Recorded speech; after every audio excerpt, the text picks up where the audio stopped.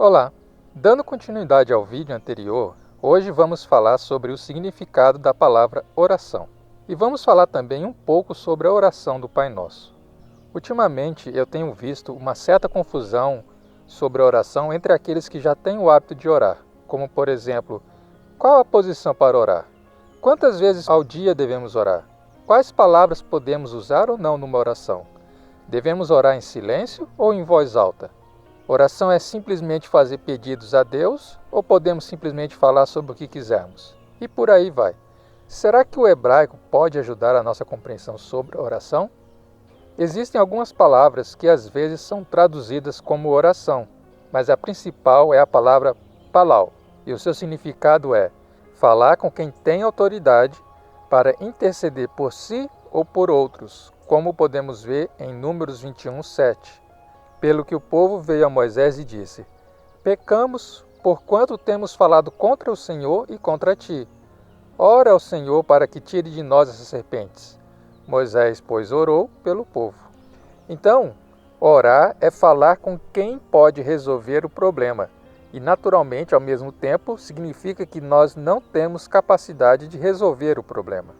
Mas eu acho que isso não é nenhuma novidade para você, porque nossas orações sempre mostram a nossa incapacidade de resolver qualquer problema.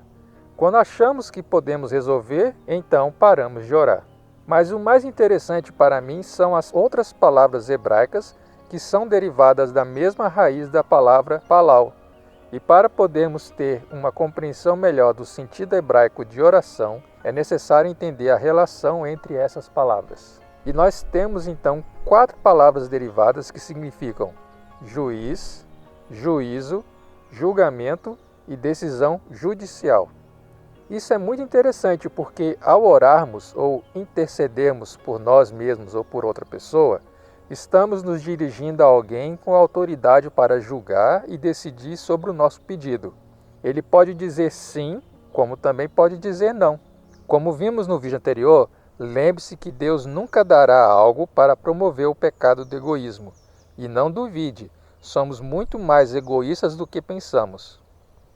Outra palavra que procede da mesma raiz da palavra oração é a palavra pala, que significa fazer algo extraordinário ou difícil, ou simplesmente milagre ou maravilhas. Como em Gênesis 18:14. Acaso existe algo extraordinário demais para Jeová? Nesta mesma época de primavera, no próximo ano, retornarei à tua presença e Sara terá um filho. E Êxodo 3:20. Portanto, estenderei a minha mão e ferirei o Egito com todas as minhas maravilhas que farei no meio dele. Depois vos deixará ir. Então veja como a definição de oração vai se formando. Com base nas definições que vimos até agora, orar significa falar com alguém que tem autoridade para resolver um problema que é impossível para nós e que decidirá fazer ou não um milagre. A próxima palavra relacionada com a palavra oração é a palavra escuridão.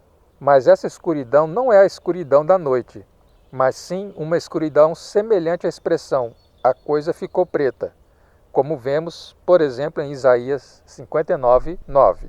Por isso, o juízo está longe de nós, e a justiça não nos alcança.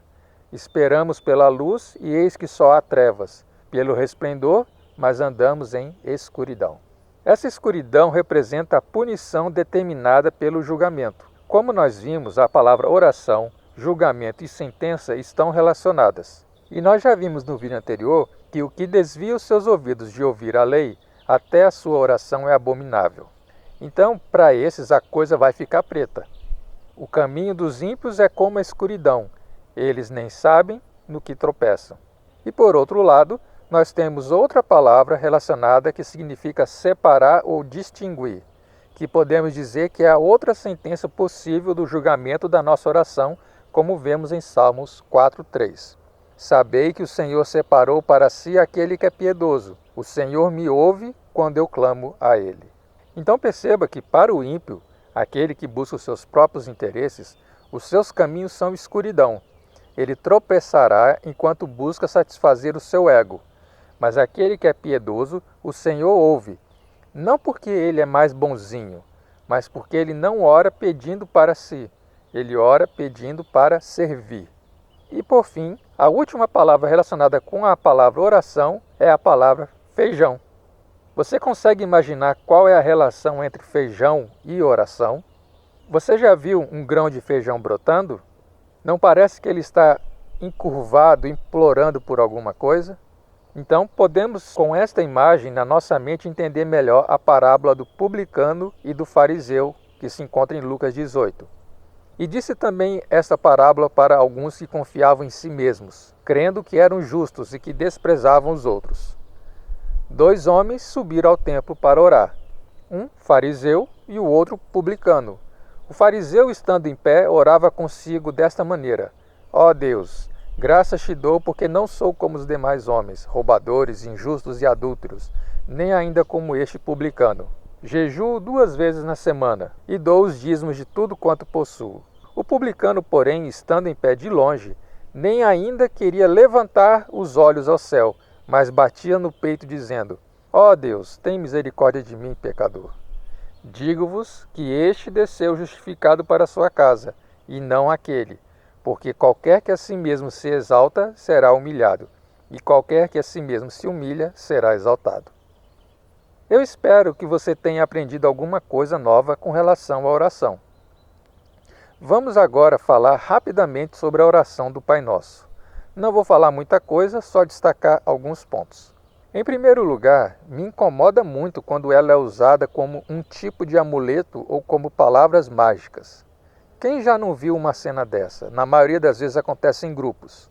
Alguém está fazendo uma oração e quando essa pessoa termina, do nada, outra pessoa puxa um Pai Nosso, como se as palavras do Pai Nosso tivessem algum poder especial nelas para mover o coração de Deus. Como nós acabamos de ver, não são as palavras, por mais belas e elaboradas que elas possam ser, mas é a motivação do nosso coração. Tem tanta gente pedindo para Deus: ó Deus, satisfaça o meu ego, me dê isso, faça aquilo. Enfim, a oração do Pai Nosso começa com: santificado seja o teu nome. Ora, o nome de Deus já não é santo? Como pode ser santificado o que já é santo? Aqui que está o ponto. Quando diz santificado seja, está dizendo que o nome de Deus deve ser santificado por outra pessoa. Quem é essa pessoa? Nós que estamos orando. Veja o verso 9 e o 10. São uma só sentença.